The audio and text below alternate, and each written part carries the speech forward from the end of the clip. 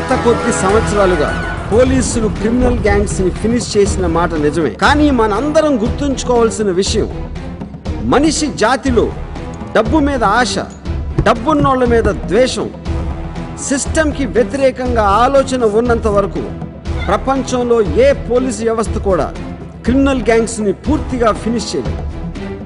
Crime చావదు, దాని రూపం మార్చుకుంటుందంతే. కొత్త టైపు క్రైమ్ ని ఎప్పుడో ఒకప్పుడు ఒకడు మొదలు పెడతాడు.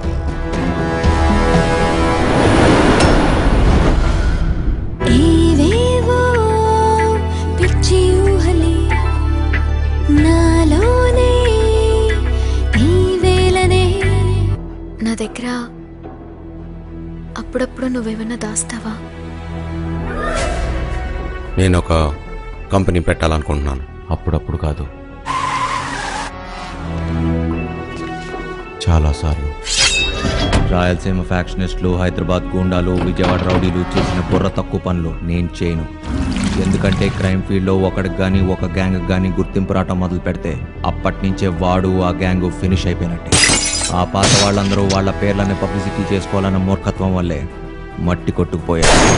నా గురించి, నా కంపెనీ గురించి, దాని స్ట్రక్చర్ గురించి నాకు తప్ప ఇంకెవరికి తెలియనివ్వను.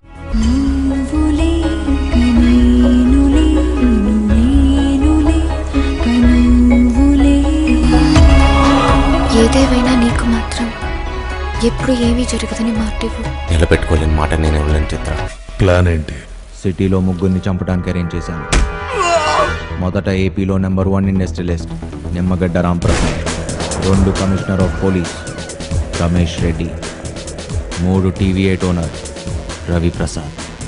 ఈ ముగ్గురిని చంపడానికి షూటర్స్ ఎక్కడి నుంచి తీసుకొస్తావు? నా కంపెనీలో షూటర్స్ ఉన్నారు.